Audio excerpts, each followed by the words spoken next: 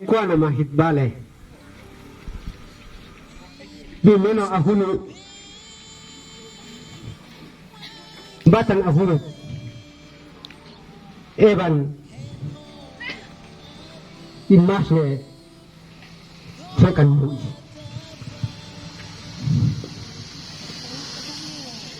Es now.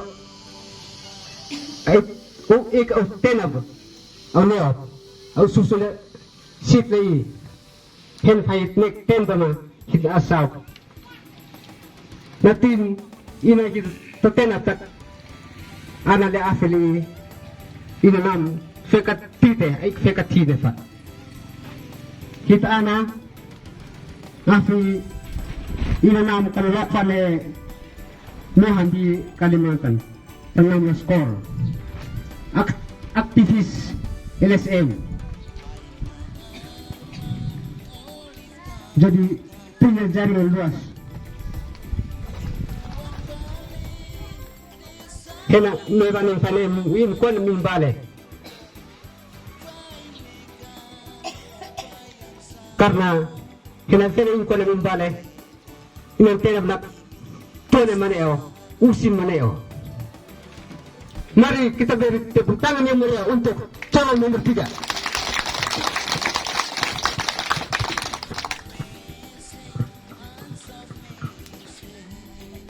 Sitli ya ususne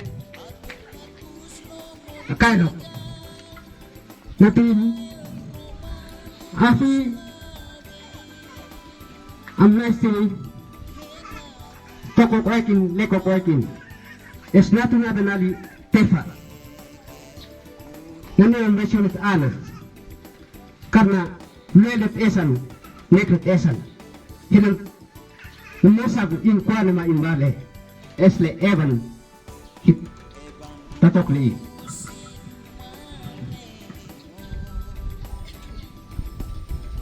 maka supaya jangan tegang saya awali dengan pantun.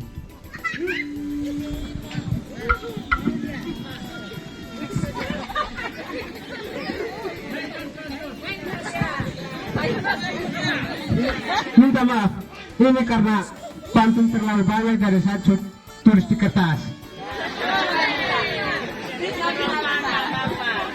Ya.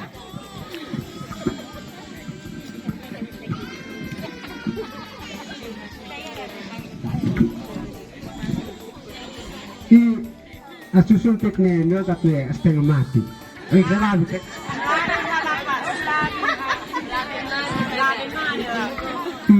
Sisa asusun tekne tak nale ko masane kalau hele pantun eta suset ini sama. Oke. Ini saya awali dengan pantun. Ada bendera di tengah tembaga. Bendera di bawah dari dermaga. Ayo segera ke nomor 3. Pilihan sempurna untuk semua warga. Tepuk tangan dong. Mantap, mantap.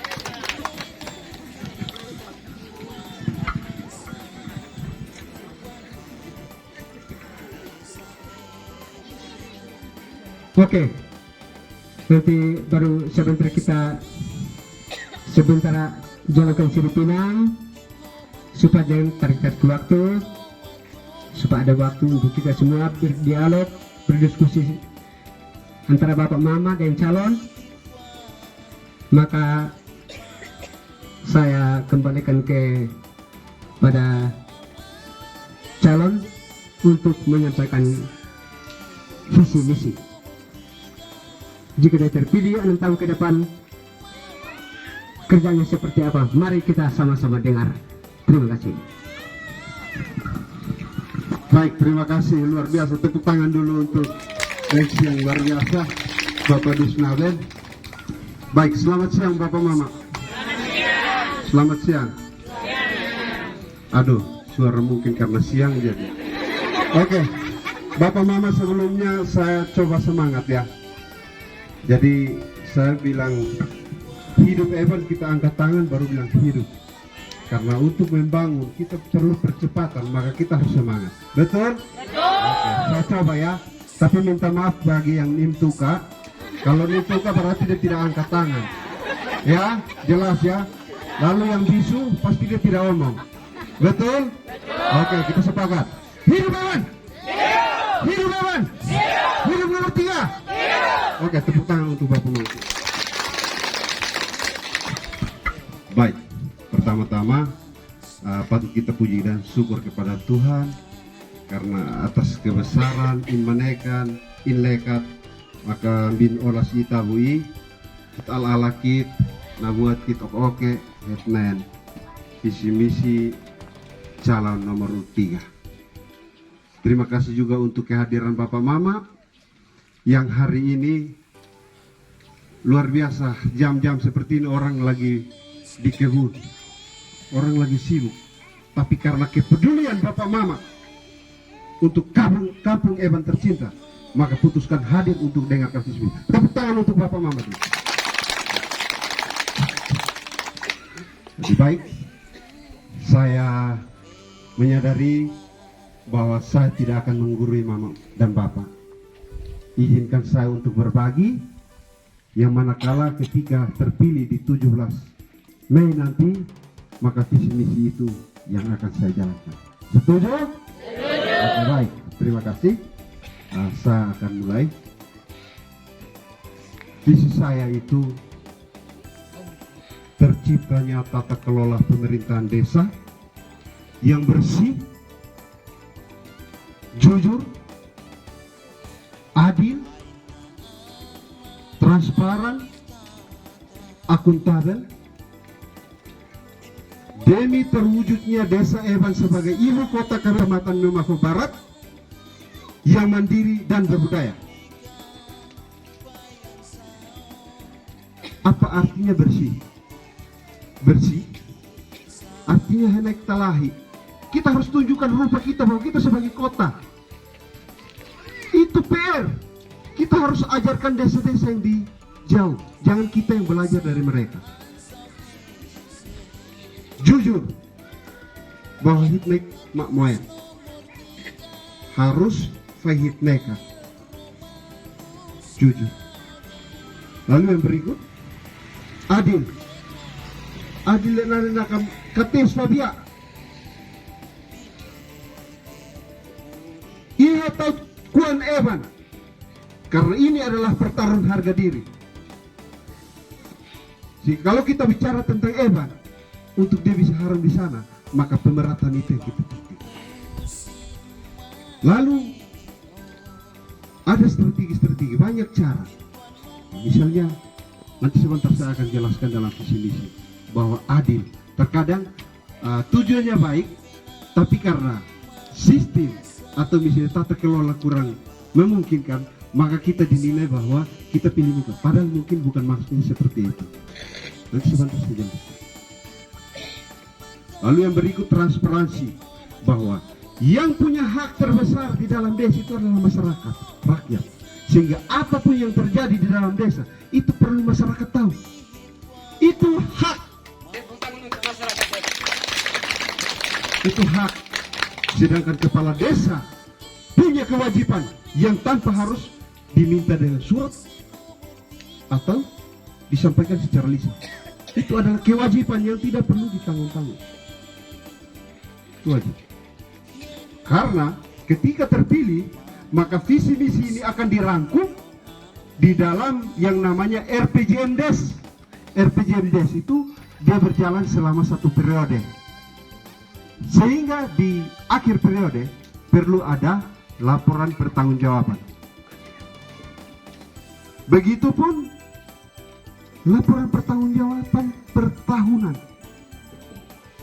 itu harus dilaporkan sesuai dengan RKPDes, Rencana Kerja Pemerintahan Desa. Baik, selanjut ke misi, bahwa kenapa banyak orang hari ini di desa lain ketika mereka merancang misi mereka tidak berjalan. Itu karena tidak sinkron dengan apa yang sudah dititipkan dari pemerintah pusat. Itu istilahnya, minta maaf, saya kopi sedikit bahasa Inggris. Itu ada istilah Sustainable Development Goal. Keberlanjutan program pembangunan menuju 2030 itu sudah ada. Baik dana transfer, pendapatan asli desa, dana lain-lain, dia akan mengalir ke bidang-bidang itu. Sehingga kalau kita susun di luar bidang ini, minta maaf, tidak akan berjalan. Tidak akan berjalan. Sehingga izinkan saya untuk sampaikan visi misi saya sesuai berdasarkan SDGs. Bahwa yang pertama itu tentang penyelenggaraan pemerintahan, bidang penyelenggaraan pemerintahan. Itu perlu adanya peningkatan kapasitas aparatur desa. Kita harus benahi. Yang sudah baik kita tingkatkan, yang masih kurang kita lengkapi. Artinya apa Bapak Mama? Hari ini Mama, Bapak punya keperluan di kantor. Tujuannya adalah terkait dengan urusan ini. Oh, itu ke bidang sana. Atau mungkin urusan lain. Oh, itu di bidang sana. Di sana yang tangani. Begitu. Itu manajemen. Itu perlu kita tahu. Kalau misalnya terkait dengan SDM, saudara-saudara atau mungkin pemahaman masih kurang, kita kasih standar operasional, SOP. Tulis memang di hari ini kerja apa. Jadi jelas, sehingga masuk kantor, oh kerjanya ini, jam pulang kita pulang. Itu caranya untuk peningkatan kapasitas aparatur desa. Tepuk tangan untuk Bapak. Lalu yang berikut itu terkait dengan kependudukan, administrasi kependudukan. Itu penting. Hari ini saya tidak tahu di sini, tapi di desa lain hari ini mereka belum tahu jelas berapa kakak yang sangat miskin di desa itu. Tidak ada. Berapa kakak yang miskin, berapa kakak yang sejahtera, yang pas-pasan, sejahtera dan sangat sejahtera. Itu tidak ada data itu. Maka hari ini Bapak Mama dalam visi misi saya akan tawarkan satu data statistik, satu analisis. Itu berupa analisis kesejahteraan partisipatif. Terkait dengan analisis ini, misalnya begini, ini RT 8. Kita di RT 8, kita mau analisis, kita mau tahu orang yang memang dia miskin sekali. Caranya begini, ini minta maaf, saya tidak mengajarkan, ini saya berbagi.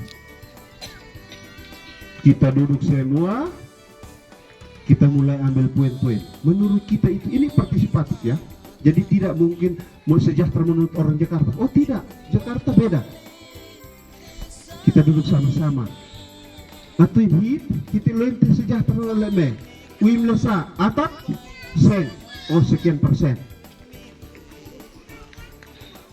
Dinding, tembok, itu sekian persen. Atau dinding bebas, itu dia sudah turun sekian persen. Lantai, tanah, itu sekian persen. Lantai keramik dia sekian persen, lantai semen dia sekian persen. Ternak besar sapi dia punya berapa? Sekian, maka dia sekian persen. Begitupun mungkin ada aset-aset lain, kendaraan bermotor, itu sekian persen. Dari semua itu ketika ditotal lalu dibagi dengan semua item, maka kita akan temukan orang yang sangat miskin. Dan di situ baru kita semua mata terbuka.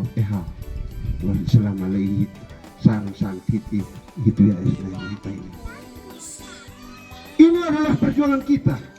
Siapa mau lihat ini lagi? Siapa mau lihat ini? Ini mau. Lalu yang berikut, kita punya jaringan regional, daerah, provinsi, pusat, bahkan internasional. Sehingga apa? Kita harus buka ruang untuk kolaborasi, gabung jurus untuk tafena kuat. Tidak bisa harap satu sisi.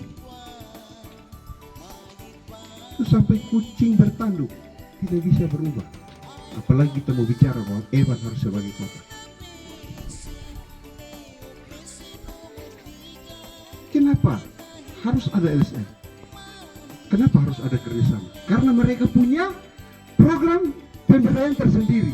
Ketika kita kolaborasi, mereka menjalankan program mereka, kita menjalankan program kita, tapi kita sama-sama punya target. Sehingga dia juga bantu di sebelah sana, mungkin kita fokus di sini, dia bantu sana. Jadi target kita bisa tercapai. Lalu yang berikut, saya juga akan perjuangkan soal aset-aset desa yang lagi tidur. Aset-aset yang kita desa yang ini adalah desa yang terkaya. Bapak Mama, saya tidak mau bicara soal dana desa. Minta maaf, dana desa itu terlalu kecil. Desa Eban punya kekayaan lebih. Tepuk tangan dulu untuk Eban. Bapak Mama, kalau kita bicara dana desa, tahap desa paling kecil. Setelah kelola dana 1M, perkembangan seperti apa? Untuk lebih dari kita. Sedangkan kita desa Eban, jumlah penduduk yang begini besar, kita kelola dana yang begitu. Apa yang kita mau dapat?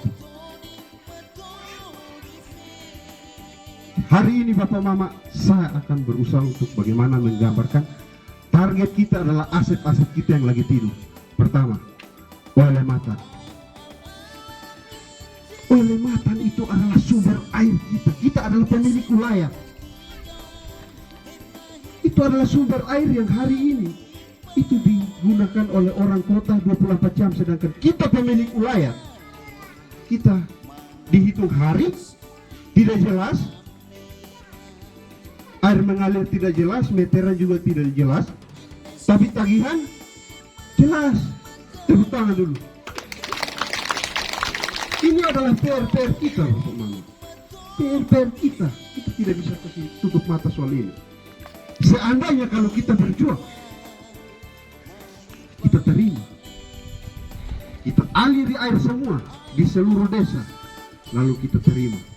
Kita tidak perlu beban masyarakat. Cukup 1 bulan 20.000 kali 600 kakak. 1 bulan tercipta 12 juta untuk desa Eban.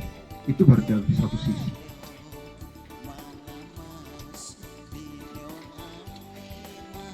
Kita jangan berharap uang dari luar-luar. Kita punya uang yang lagi tidur.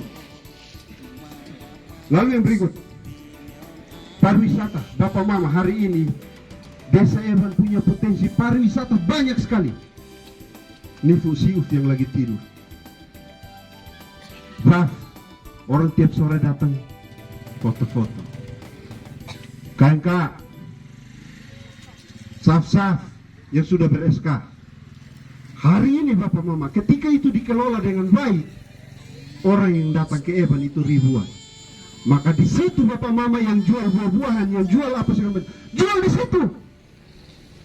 Daripada harus pusing cari mau jual di mana. Jual di situ.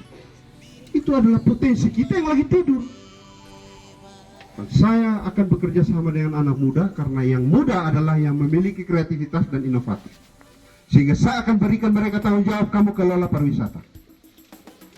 Kelola pariwisata. Dengan tujuan untuk bisa menambah pendapatan asli desa. Menambah pendapatan asli desa. Sebagian pendapatan asli daerah.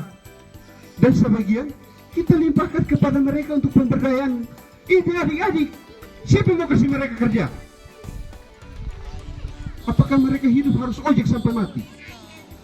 Tanggung jawab siapa? Saya pikir itu adalah perlu kita bijak. Kita harus bijaksana. Karena di situ ketika ada tercipta beberapa tempat pariwisata, akan terserap banyak. Kita tuh adik-adik yang tamat SMA, SMP, mari kita kerja. Untuk apa? Penuhi kebutuhan hidup. Ini penting. Lalu yang berikut, Bapak Mama, kita punya aset besar. Tambang galian C yang hari ini belum tersentuh. Aset batu, pasir, sertu. Tapi kalau kita sentuh baik-baik, hari ini desa Eban orang tidak bisa lawan. Untuk itu, maka dengan perjuangan kita ke depan dana lain-lain, karena saya anggap bahwa dana itu kecil karena kita punya aset yang begitu besar. Gitu. Jadi itu terkait dengan penyelenggaraan pemerintahan ya. Lalu yang berikut pembangunan desa, bidang pembangunan desa ini masih SDG. Pembangunan desa itu dia bagian dari pendidikan, kesehatan, perhubungan dan informatika. Pendidikan. Bapak Mama, baru-baru tiba-tiba terjadi pemberhentian guru-guru kontrak. Tanggung jawab siapa? Itu tanggung jawab siapa? Tiba-tiba satu sekolah 10 guru, 2 PNS, 8 adalah orang swasta, orang honorer. Mereka diberhentikan tiba-tiba karena adanya perubahan kebijakan. Itu tanggung jawab siapa? Anak-anak mau sekolah bagaimana? Itu adalah tanggung jawab kita, karena itu semua yang sekolah di situ adalah anak-anak kita. Maka itu adalah bagian dari misi saya. Kita perlu support mereka, walaupun tidak banyak, tapi ada niat dan ketulusan kita untuk apa? Sekolah itu tidak tiba-tiba macet dan diam. Ya.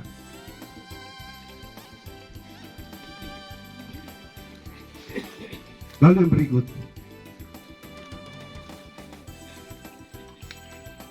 sekolah-sekolah non formal kita perlu peduli. TK, PAUD itu perlu operasional, peningkatan operasional. Kalau kita banyak uang ya kita kasih. Begitu. Terus kesehatan itu peningkatan kapasitas kader. Kita harus ingat mereka. Mereka yang dampingi ada kader belita, dan sebentar Ibu akan jelaskan tentang itu soal kesehatan kader ya. Ibu nanti sebentar sudah. Jadi itu penting. Jadi peningkatan kapasitas kader, terus pengelolaan bagaimana untuk posyandu baik balita, ibu hamil, ibu menyusui, lansia. Itu penting. Lalu yang berikut,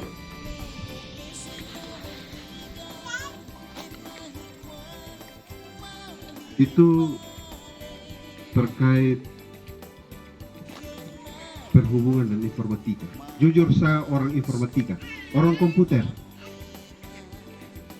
Jadi beruntungnya ketika kita menang itu apa Bapak Mama? Bapak Mama datang di kantor ketika sekretaris belum ada, staf belum ada. Bapak Mama perlu surat ini, saya buat dalam waktu tidak sampai 5 menit, saya tanda tangan, Bapak Mama bawa pulang. Tepuk tangan dulu. Ataupun kebutuhan lain-lain. Seperti karena Bapak Mama jujur, hari ini kita lagi terpacu untuk sesuaikan diri dengan perubahan yang besar ini. Era globalisasi, putaran, orang sekarang membuat apa-apa tuh di HP. Orang pegang HP saja dia bisa punya uang. Contoh nih, Bapak Mama Himsan mana? Kau limna USIU nu. Oh ketemu foto mite mau sabi na HP. Kil basa. Tapi apa yang saya tuah kenal tuh semenis. Ini dukungan yang kita harus terima. Betul. Ya. Ini sudah zaman Bapak Mama. Jadi tenar-tenar unek kita sudah harus perlahan-lahan kestur. Karena adik-adik yang punya potensi itu hari ini ketika mereka berbicara, maka suara dari orang tua apa? Kamu tenten atau aking kamu hina. Betul? Jangan pakai itu lagi. Prinsip itu. Karena ke depan orang tua yang ada akan mulai redup dan bibit-bibit itu yang kita harus dukung. Jadi maksudnya apa? Dalam proses kepemimpinan kita, saya juga akan perjuangkan tentang web desa. Desa itu perlu ada web. Web yang gambarkan oleh Lelo. Jadi di HP itu orang mau buka desa Eban itu dia ketik begini saja dia sudah lihat. Ini terhina. Contoh, investor itu, dia kalau datang itu dia tidak perlu untuk kita kasih dia laporan yang tebal. Saat ini pakai mata kisah. Oh, revenue of life in fine. Padahal dia datang itu bawa uang miliaran, bahkan triliunan. Tapi kalau kita tidak ada otak, kita tidak ada strategi, kita tidak ada cara, maka kita akan nol. Nah, bagaimana kalau kita nol? Kita mau bicara soal pemberdayaan. Begitu. Sehingga dengan maksud daripada web desa itu, kita akan data semua potensi. Oh, ini keluarga kakak miskin itu ada sekian, kita kasih masuk. Oh, dia punya wilayah pariwisata itu ada sekian, kita kasih masuk. Oh, di sini ada wilayah punya potensi untuk tanaman ini, kita kasih masuk. Oh, ini ada kelompok ini, pertanian ini, kita kasih masuk. Oh, ada kelompok peternakan ini, kita kasih masuk. Sehingga dia dari luar, dia mau datang ke Evan, dia sebelum sampai di Evan, dia sudah tahu. Wah, ini saya tertarik dengan kerjasama di bidang ini. Sebelum dia datang, dia sudah tahu apa yang dia mau buat. Sehingga datang, tinggal kita duduk, kita sepakat, jadi, berjalan. Setuju untuk program ini? Tepuk tangan untuk Bapak Mama semua. Lalu yang berikut bidang pemberdayaan. Pemberdayaan itu dari saya yang pertama itu adalah aktif mendampingi kelompok-kelompok yang sudah terbentuk dan membentuk yang baru sesuai potensi-potensi yang ada. Jadi pemerintah kasih uang kepada masyarakat itu dia punya target. Targetnya adalah tentang kesejahteraan dan kemakmuran. Dan sampai dana bergulir tapi tidak ada perubahan. Itu keliru. Sehingga di bidang ini juga saya akan buka link untuk LSM untuk kita tetap kerjasama untuk pemberdayaan ini. Kalau LSM beda, dia dampingi sampai betul-betul berhasil. Entah mau dari sisi perumahan, peternakan, perikanan, pertanian, mungkin pertukangan. Mama punya potensi tenun. Kalau tenun itu ibu ini yang punya jaringan. Saya tidak sampai ke situ. Itu perlu pendampingan. Itu pemberdayaan. Lalu yang berikut, kita punya anak-anak muda ini punya kreativitas yang besar sekali, yang banyak sekali. Saya jujur, saya iba. Ketika tadi Bapak Dus sempat sampaikan bahwa lagu itu saya karang, tapi luar biasanya Bapak Mama. Karang dalam waktu 1 malam itu berarti bukan biasa-biasa. Tepuk tangan dulu untuk kreativitas anak muda ini. Itu potensi. Terus potensi ini begitu saja. Oh jangan. Kita akomodir. Kita cari ruang. Karena Bapak Mama yang hari ini duduk, kita tidak lama kita akan berlalu. Tapi bagaimana kita harus tata mereka untuk mereka bisa lagi. Karena potensi masing-masing orang itu berbeda. Ada yang dia bisa untuk musik, ada yang mungkin dia bisa untuk olahraga, ada yang dia bisa kembangkan. Untuk apa? Ketika kuanan rame, Tuhan letakkan hal lalu ekor. Betul? Tepuk tangan. Santai.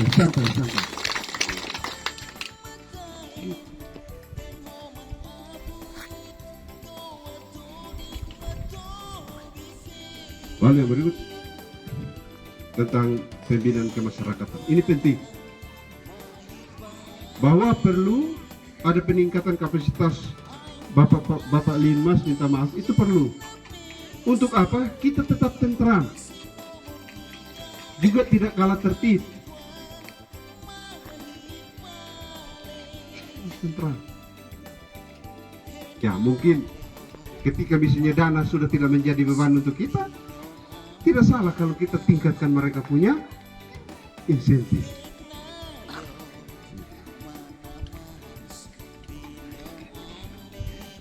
Lalu yang berikut, perlu juga adanya kerukunan antar umat beragama. Bapak Mama, hari ini negara lagi digoncang dengan yang namanya radikalisme. Agama-agama baru yang garis keras. Ketika ini tama bina tobe in wimble, tiba-tiba tobe na kau aisan ini. Siapa mau lihat itu? Siapa mau tegur mereka? Pimpinan yang harus berdiri di barisan depan. Tapi sebelumnya kita harus akur dulu. Semua umat beragama di dalam sini kita akur, kita kompak. Baru kita bisa lawan yang datang dari luar. Lawan bukan lawan secara kasar, tapi secara halus. Itu tinggal menjelaskan bahwa Bapak, Ibu, minta maaf, kami yang di sini semua sudah beragama. Kalaupun Bapak mau, kita di sini juga ada yang punya kewajiban untuk melarang ini. Jadi Bapak Mama kalau mau di tempat lain selain di desa ya Pak, harus tegas, tapi dengan cara halus. Jadi, ini penting karena masyarakat akhir-akhir ini mulai ada hiruk pikuk. Taklit tiba-tiba sini menik jam siapa yang mau bisa batasi itu? Kalau hitai lah tamat tenu umeme o anfine o tamat tenes nah, itu tidak bisa begitu. Harus ada yang bisa arahkan.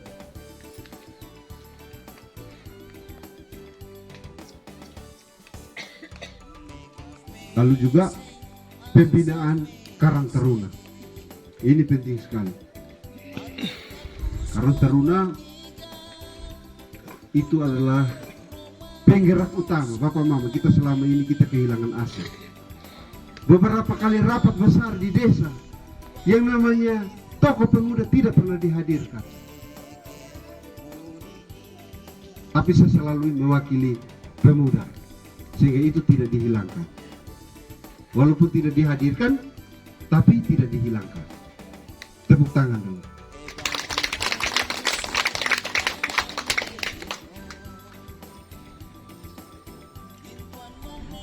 Lalu yang berikut, bidang penanggulangan bencana alam. Ini penting, baru-baru ditambah satu. Dari SDGs, tambahkan satu penanggulangan bencana alam. Nah, penanggulangan bencana alam ini Bapak Mama sebagai pemerintah desa ke depan, yang pasti bahwa ketika ada potensi-potensi bencana di satu tempat, maka kita perlu hadir untuk himbau masyarakat. Bahwa himbin dari oleh nakef habibe, ayo tayo kibale, lo itu mau ini. Karena untuk sementara ini punya potensi seperti ini. Lalu juga ketika terjadi bencana dan ada yang punya menjadi korban, maka di situ kita perlu hadir secara moral dan material. Kita pemerintah harus hadir. Abu Tito. Selain itu juga coba natin El Amliut ke El Alekot, masalah besar seperti apapun kita klarifikasi duluan kepada pihak polisi. Kita duluan. Nggak automat. Tiba-tiba kok adil di situ. Ini kan tanggung jawab siapa? Itu kita harus.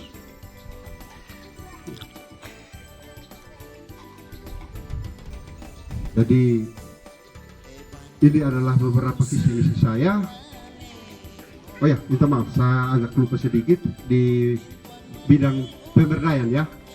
Itu dalam masa jabatan kita ke depan setelah terpilih nanti ya, kalau Tuhan berkehendak, maka saya juga akan bentuk BUMDes, Badan Usaha Milik Desa. Nah, BUMDes konsep saya Bapak Mama, minta maaf, saya tidak konsep untuk kita sewa-sewa kursi kah, sewa-sewa tenda kah, saya tidak mau konsep itu. Karena yang terjadi di daerah lain, karena kalau sewanya datang hanya 50.000, kita membuat laporan ini pemalas. Karena dia disapu rokok habis, kita sudah beli di rokok. Sehingga saya juga takut untuk kontrol soal itu. Sehingga konsep saya Bapak Mama, Saya punya impian besar yang mungkin di sini tidak ada yang terjebak. Tapi kalau di daerah lain, hari ini Bapak Mama banyak terjebak oleh kopi rentenir. Siapa yang menyelamatkan itu? Siapa yang mau bantu jaga masyarakat? Ini adalah PR. Mudah-mudahan di sini tidak ada. Betul? Di sini tidak ada? Ada. Oke, tepuk tangan untuk semua.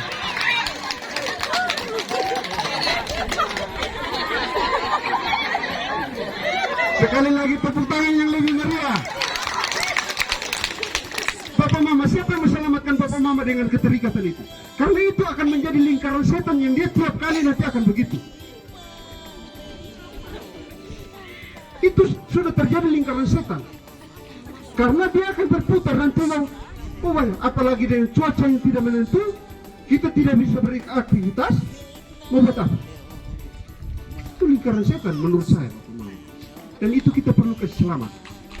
Konsep saya adalah bahwa kita akan bentuk UBSP, usaha bersama simpan pinjam, atau koperasi desa. Karena pengontrolnya itu mudah. Saya datang, manajer, kas berapa? Uang fisik. Kalau tidak ada uang fisik berarti yang jelas uang beredar di masyarakat dan uang di kas bank. Tidak ada cerita. Itu lebih profesional. Karena melalui koperasi juga kita akan serap banyak pekerja. Adik-adik yang terlepas, kita serap, mari kerja. Tidak perlu ambil dari desa lain, kita sendiri.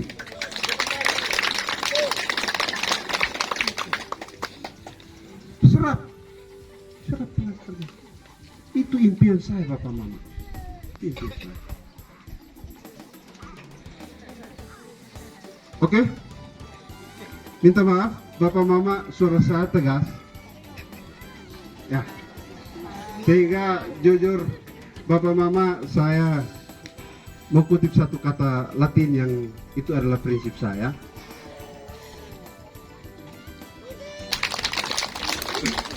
Jadi saya lanjut, saya kutip satu kata bahasa Latin. Fortiter in re, sofiter in modo. Keras dalam prinsip, tapi halus dalam cara. Terima kasih. Itu maaf ya, kesempatan berikut saya langsung berikan kepada Ibu. Karena tadi soal kader dan perempuan tadi saya sempat singgung begitu. Oke, waktu dan kesempatan saya berikan. Baik, terima kasih. Yang terhormat para panitia, Bapak Ibu yang ada di sini, orang tua, adik kakak yang hadir di sini. Yang pertama-tama, mungkin ada kalau keluarga dekat sudah kenal saya. Kalau yang belum kenal, maka saya harus perkenalkan diri. Nanti kalau ketemu saya kita baku tabrak, biasa kau. Tapi minta maaf saya pakai bahasa Inggris karena saya lebih banyak sekolah di luar. Bahasa Indonesia saya jatuh bangun, jadi saya pakai bahasa Inggris saja. Himloem ka outlive ek bahasa Inggris. Hikamloem pa. Oh, na outlive bahasa Inggris ha. Saya juga orang Timur, aslinya dari Memuti. Saya nama lengkap Immaculata Meito. Jadi baik, kita bahas tentang kader-kader Posyandu. Kader-kader Posyandu, yang pertama kita membahas pemberdayaan. Tapi saya tidak banyak omong. Karena apa? Saya butuh data. Data itu bukti benar-benar dan harus ada baru kita bisa kerja. Kalau data tidak ada, hasilnya nol. Data tidak ada, hasilnya nol. Kalau kita kerja, biar hari ini kita tenun satu tumpuk begini. Tapi kalau kita tidak buat satu laporan atau bukti fisik, maka atone naksa nak moe. OPS live nok bahasa Inggris. Kalau hikat mui data supaya tempel neo dinding, biar orang datang dia bawa uang di saku tebal begini, inon fine. Karena kita tidak ada data. Inkana hinta. Jadi kalau mama-mama kita omong tentang PKK, yang pertama kita kerja keras. Kalau dengan saya kerja keras. Tapi yang pertama data. Saya tidak mau omong yang lain-lain dulu. Yang pertama tuh data. Kita perbaharui data yang ada. Dan kita harus ada data. Kalau tidak ada data maka nol. Terus untuk kader-kader, ya namanya kader itu mungkin ada yang tahu dan ada yang tidak tahu. Yang pertama itu kader itu adalah kerja sukarela. Artinya dia mau mengabdikan diri tanpa dibayar. Saya tidak tahu karena saya bukan bendahara orang puskesmas. Saya orang kesehatan tapi saya tidak tahu dari situ. Entah dari puskesmas mengadakan administrasi atau tidak ada, saya tidak tahu. Tapi kalau dari desa wajib memberikan. Walaupun cuman sedikit harus dikasih. Tidak ada yang bilang tidak dikasih. Karena apa? Mereka mengabdikan diri, tidak dibayar itu. Kalau dari puskesmas tidak dibayar. Jadi harus benar-benar. Tapi saya kembali lagi, saya tidak mau cerita panjang kali lebar. Karena yang pertama itu adalah data. Kalau data tidak ada, maka kita kerja tidak maju-maju. Biar kita omong sampai di Jakarta, tapi atau naksa nol. Iya toh, nak mau itu? Terus saya mau kita kerja sama yang mama-mama ya, yang mama-mama, terus ibu-ibu kaum perempuan yang masih muda, mari kita kerja sama. Kalau masing-masing, tidak saya mau kerja begini, saya mau kerja begini, tidak ada persatuan maka hasilnya nol. Semua itu kita harus kerja sama, tidak bisa kerja masing-masing. Saya pun kalau kerja pun tidak bisa, saya mau kerja sendiri tidak. Kita harus kerja sama-sama. Jadi nanti yang mama-mama kita kerja sama biar kita tidak ada yang tadi Bapak Romanus bilang apa? Rentenir toh? Di sini ada nggak tidak? Muika kan Mui Aika. Kita basmi itu. Mari kita sama-sama. Kita basmi itu kita buat sendiri. Uang itu tidak kembali ke siapa-siapa, tapi kembali kepada diri kita masing-masing, ya. Tapi kalau kita tidak kerja keras, kita tidur, terus kita kerja tidak ada keterbukaan, nanti yang sana mulai bisnis. Begitu toh? Ya. Jadi saya tidak mau yang begitu. Mari kita kerjasama. Tapi yang pertama, dasar utama kita sukses untuk menuju desa Eban yang bersih itu adalah jujur, ada keterbukaan, dan yang paling utama data. Kalau kita kerja keras, kita omong setinggi langit mau ke luar negeri internasional, kalau kita tidak ada data, nol aboke, nol besar. Ya. Jadi kalau Tuhan berkenan di tanggal 17, kalau saya pribadi saya optimis.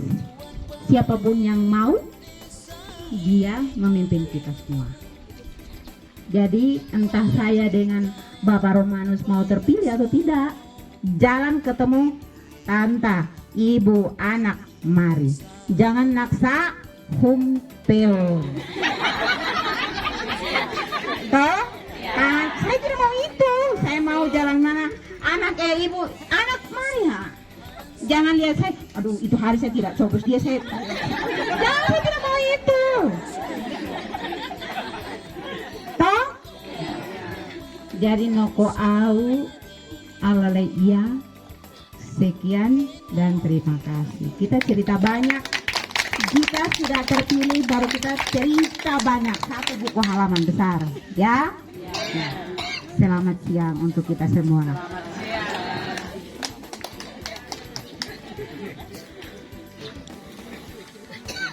Baik, terima kasih untuk Ibu Immaculata. Tepuk tangan dulu.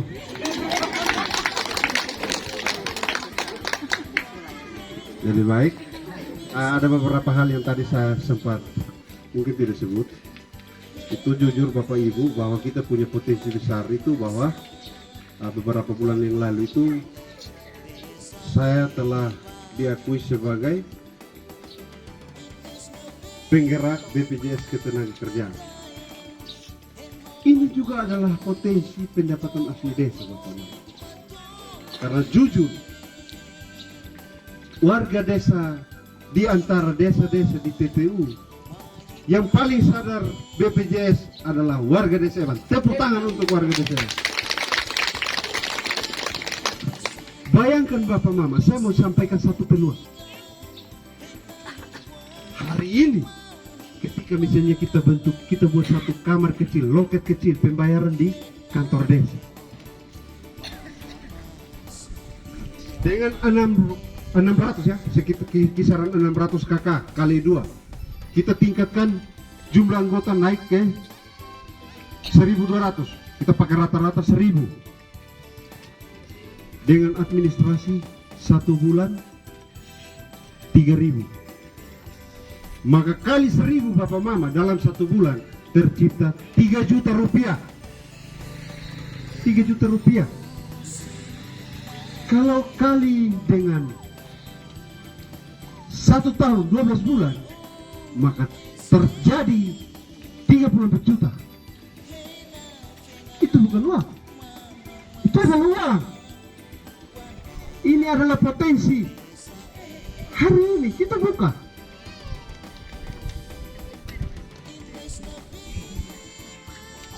Setuju? Setuju? Tepuk tangan untuk saya. Oke Bapak Mama, lalu yang berikut, jujur saya tidak ada dendam dengan orang lain. Saya tidak pernah merasa dendam. Jadi saya sangat mengakui, karena untuk tentang peraturan saya 5 tahun di Bawaslu Kabupaten Asmat. Di Bawaslu, jadi kami sudah sering beda-beda aturan. Sering fai-fai buku tentang aturan. Sehingga kami sangat sadar dan mengakui bahwa perbedaan politik itu diatur dalam undang-undang dan itu adalah hak berdemokrasi. Tapi dari masyarakat kita perlu berpikir tentang kita punya kampung 6 tahun ke depan dengan hati. Sehingga apa Bapak Mama, ketika misalnya kita terpilih nanti, entah mau pilih atau tidak pilih, itu bukan soal abut kioke. Oke, karena kita harus bangkit paut Eban Henamas Manale. Karena ini adalah pertaruhan harga diri dan jati diri. Saya berani omong. Lalu yang berikut, juga saya ini calon paling muda.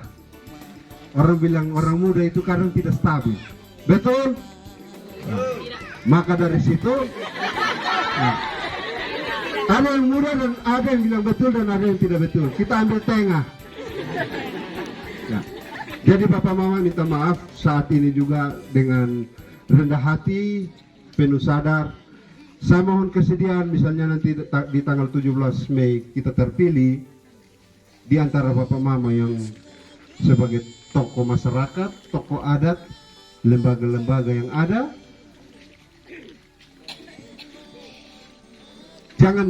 Jangan berkeberatan ketika saya minta untuk saya tetapkan jadi penasehat saya.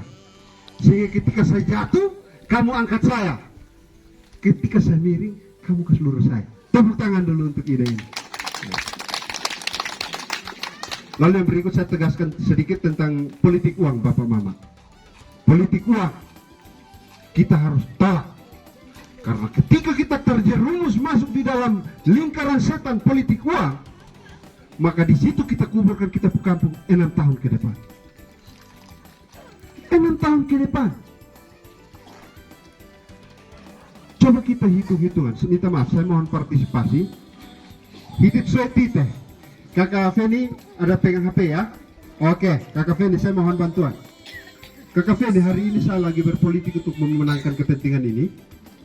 Saya mau bagi untuk 200 orang, saya mau bagi masing-masing orang itu 500.000. Saya minta bantuan Kakak Feni. Kita bagikan 500.000 500.000 bagi 6 tahun.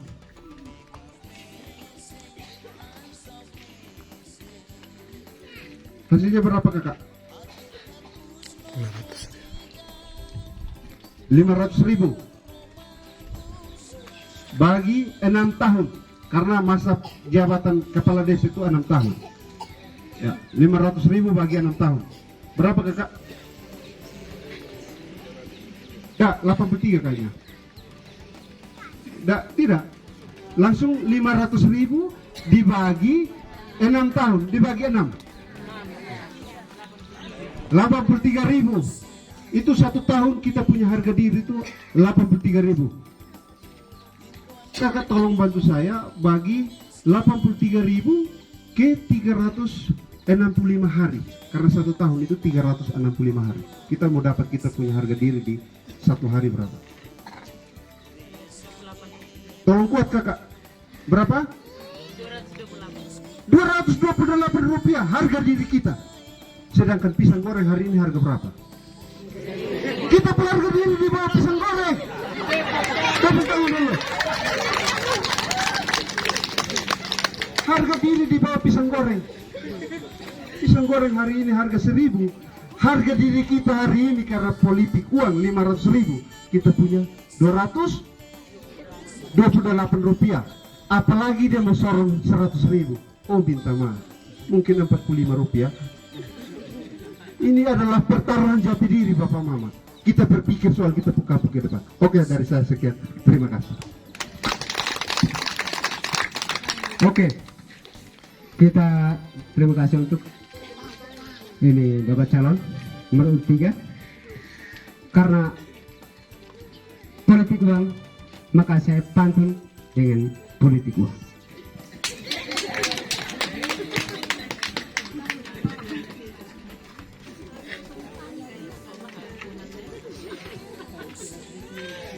Maaf, saya lihat buku karena terlalu banyak kurang hafal. Dengar baik-baik sebelum saya punya pantun ini.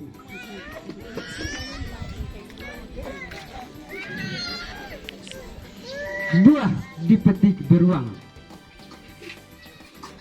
si tukang besi perbaiki gerbang. Jangan terima politik uang, nanti korupsi makin berkembang. Tepuk tangan dulu. Jadi baik, minta maaf. Ada yang sempat saya lupa karena memang saya tidak pegang teks, tapi semua tulis di teks. Sudah tertulis bahwa dalam masa jabatan kita tetap perjuangkan soal kuburan umum. Bapak Mama hari ini sudah ada sosialisasi tentang pajak kuburan yang ada di kita. Itu ke depan akan menjadi beban. Sehingga sebagai putra asli, saya juga punya beban soal ini. Sehingga saya akan perjuangkan tentang bagaimana penyediaan kuburan umum. Untuk apa? Bisa memudahkan keluarga-keluarga yang mungkin tidak punya lokasi pemakaman pribadi atau yang tidak punya sama sekali lokasi. Mari kita cari solusi. Oke, lalu yang berikut minta maaf. Manayekne minta maaf, mam ini kita makan bersama dulu. Setelah itu baru kita buka sesi ya, Bapak Dus. Karena waktu masih panjang. Ini juga mengingat sudah jam siang, jam makan siang. Jadi kita makan bersama. Setelah itu baru mungkin ada dalam isi hati Bapak Mama. Bolok leilen aku nih mas, hotetan lei. Itu nanti setelah makan kita ada dialog. Setuju? Setuju. Oke, terima kasih. Kita langsung.